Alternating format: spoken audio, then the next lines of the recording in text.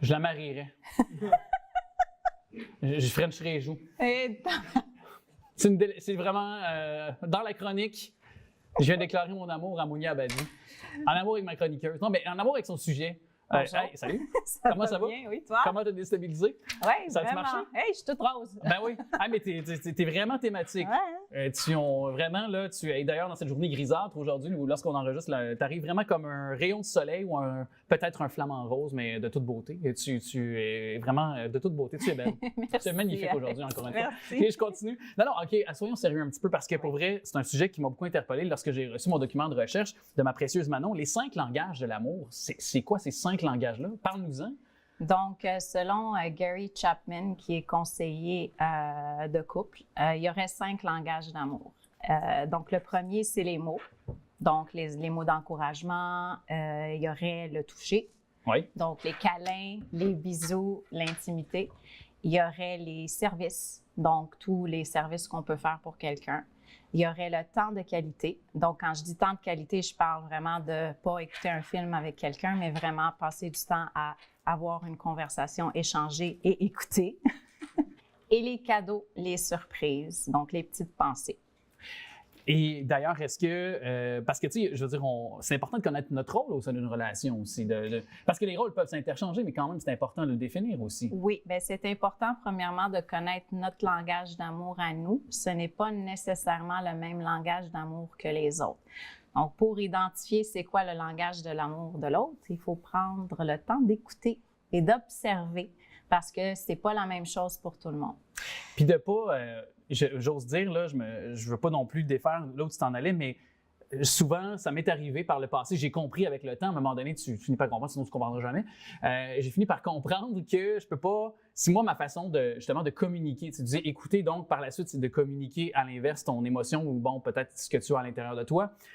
Et moi, je suis très expressif, donc je suis volubile, je communique en parlant, en conversant comme ça de façon vocale, mais d'autres, c'est par écrit, donc, et je m'attendais souvent à ce que ce soit la même chose pour l'autre personne, et ça m'est arrivé très souvent que justement, c'était pas la façon de communiquer par le passé. J'ai compris, évidemment, à la dure, mais donc, il faut aussi trouver sa propre façon à soi aussi, comme où je renchéris dans ce que tu disais aussi.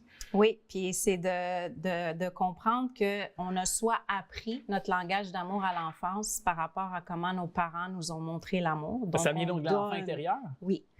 Ou ce qui est arrivé, c'est qu'on a tendance à vouloir aller rechercher l'amour qu'on n'a peut-être pas eu ou la façon qu'on n'a pas eu l'amour quand on était plus jeune.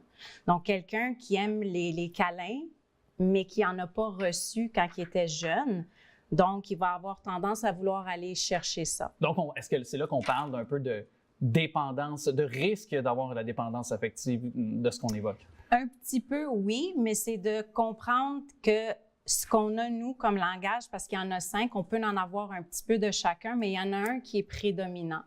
Et ce qui arrive aussi, moi, par exemple, étant jeune, j'avais beaucoup de la difficulté avec tout ce qui était toucher physique parce que c'est pas comme ça que moi, on m'avait démontré l'amour. Culturellement, c'était envers des services et des cadeaux. Donc, j'ai toujours pensé que j'étais pas une personne qui appréciait recevoir cette affection-là. Mais j'ai rencontré du monde dans ma vie qui m'ont appris que non, j'ai vraiment ce langage d'amour-là. C'est juste que c'était pas quelque chose qui avait été initié à l'enfance. Donc, c'est peut-être quelque chose qui est aussi développé. Oui. Et que suggères-tu pour apprendre notre propre langage? Parce que est-ce que c'est de suivre peut-être justement des colloques ou je veux dire de consulter demeure une bonne façon, mais quand même, parce que certains vont être à la quête de l'amour. Tu sais, c'est l'être humain étant ce qu'il est, veut fondamentalement très souvent rencontrer l'âme sœur. Ça fait partie je pense, de nos buts ultimes et il faut être bien avec soi. On le dit très souvent, d'être capable de pouvoir aller à la rencontre de l'autre, mais comment trouver ce langage-là? Bien, premièrement, il y a des livres là-dessus. Gary Chapman, il y a plusieurs livres sur les langages d'amour. L'autre façon, c'est de s'observer puis de voir comment on sent quand quelqu'un fait un de ces 5 gestes pour nous, puis d'observer comment l'autre réagit à ces choses-là, puis essayer de trouver un juste milieu là-dedans. Souvent, on pense qu'on donne l'amour à quelqu'un. La personne, c'est pas la façon qu'ils veulent recevoir l'amour. Puis quand on les rencontre en séance, ben il m'aime pas. L'autre, il dit, ben oui, je l'aime, regarde tout ce que je fais, mais c'est pas ça que je veux du temps de qualité. Mais oui, mais je te fais des services. Fait que ça revient toujours à la communication. Et tu fais on en a déjà parlé, tu es coach de vie, puis également tu fais du Theta Healing que j'ai essayé d'ailleurs, puis j'avais évoqué le fait que ça avait été probant pour moi comme expérience. Est-ce que ces deux facettes-là peuvent aussi aider quelqu'un qui veut trouver ce chemin-là? Absolument, quand ils viennent à cause de conflits, donc c'est d'aller voir c'est quoi ton langage d'amour, c'est quoi le langage d'amour de ton conjoint. Puis là, on parle de relations.